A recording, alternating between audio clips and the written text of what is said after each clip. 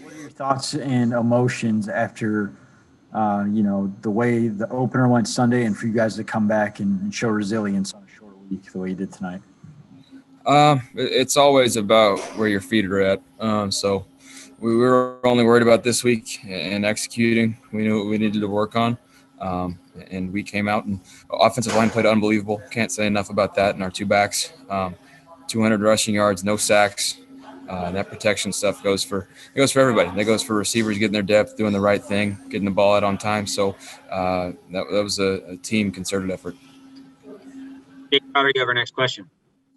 Baker, how did it feel to just come out firing like that? I think you were 5 for 5 to start the game, had the big TD to Odell. How did it feel to play that way early on in the game? Anytime you can execute those first 15 plays that you have and you practice over and over again, it feels great. We able to establish a run game, able to get completions. Like I said, after the Baltimore game, just getting the ball in their hands, letting them do the work. Obviously it's surrounded by talent, so making sure we're taking care of that. Next question will be from Mary Kay Cabot. Get on your side, please. Thanks. Sorry about that. Had to wait for that. Hey, Baker, can you just talk about the duel that you had with Joe and how, just the back and forth and what that was like to have that game go the way that it did and how he just never said die and you guys had to pull it out. Yeah. I didn't get a chance to watch him last week, but I heard the rave reviews and could tell it's true. The hype is real with Joe. I thought he played extremely well. Just being decisive, keeping plays extended, taking care of the ball. I thought, he did a great job. So it's always good to see another young guy come in and take over. And obviously that team loves him. They follow him and he leads them. Your line is open. Hey, Baker, what did you see on the touchdown to Odell and how nice was it to get an explosive play with him? One-on-one coverage. We ran first play of the game, ran a keeper to the left and did the comeback. And so kind of just saw how the guy was playing it, and he was real aggressive all over him. So we knew that we were going to have a shot at that, come back to it, called it at the right time, and he ran a great route. Thanks. Thank you, Scott. Daryl Ryder.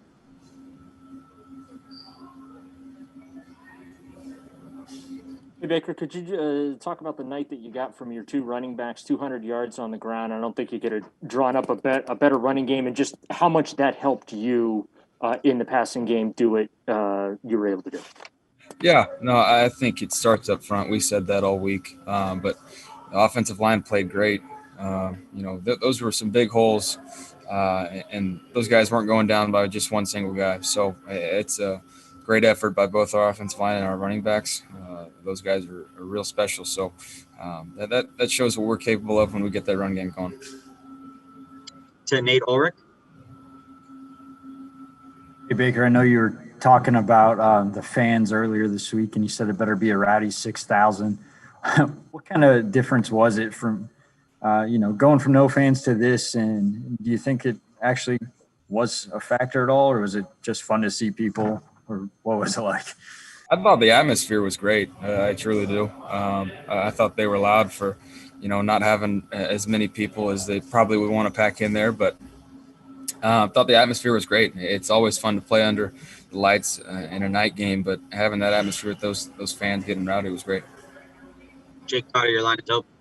Yeah, Baker, this week Odell said, kind of like a three-point shooter, it helps him to get going early. How important was it for you guys to get him some plays early on in the game, and is it something you guys can build off going forward the way that looks so smooth out there? Yeah, you always want to get the ball in your playmakers' hands early, just to keep them in the game, keep them locked in. Just so, teams have to focus on it and just worry about those guys. They're obviously so talented. So, yeah, I mean, it starts up front once again. We were able to get that run game going, get those keepers going, get the ball in their hands, find completions early and often, and that's what can happen. Mary Kay Cabot, back to you.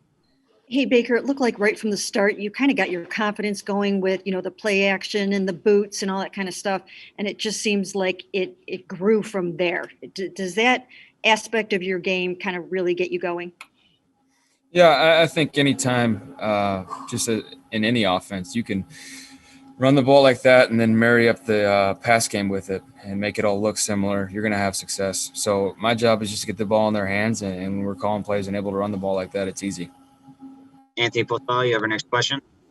Hey Baker, was this the kind of game you would do when you digested Coach Stefanski's playbook for the first time? I mean, you had success off the play action, big runs from Chubb and Hunt, a great deep ball touchdown with Odell. I mean, isn't this what this playbook was really built to do? Just making the most out of the strengths of this offense.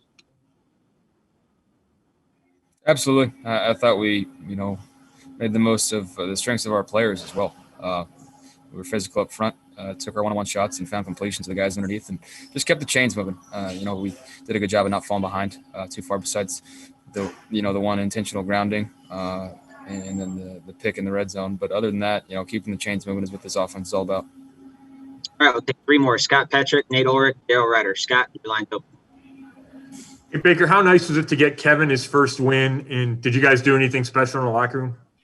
Yeah, no, it was real nice to get him his first win.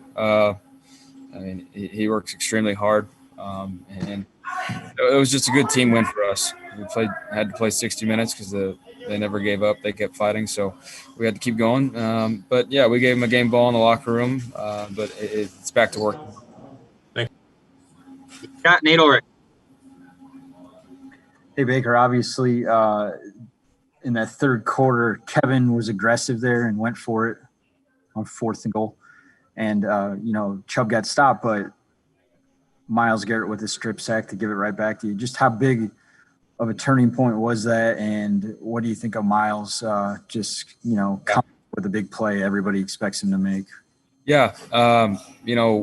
When you take chances like that, you're depending on your team to be able to play for each other, playing, ball and leaning on each other. And obviously they threw the ball a lot tonight, so they were tired, but Myles being able to get a rush on him and strip the ball and us get it right there on the goal line, it's a game changer. And our final question will go to Daryl Ryder. Daryl, your line's open. Hey, Baker, could you just touch on what this win could potentially mean for you guys? I know it's just 1 of 16, just like last Sunday was 1 of 16, but just to bounce back in such a short amount of time, play as well as you and the offense did, just what can this win do for you guys as a team? It builds an enormous amount of confidence, with us not having the extended week to prepare, just to come out here and execute whatever's called. You go out there and do your job and trust in that system. That there's going to be holes. If you establish that run game like I keep hitting on and taking care of the ball, then you're going to have success. So I think that's going to build confidence for us, and us playing complementary football with the defense. It's that's the scary part, is if we start clicking and keep getting better, it is going to be a fun ride.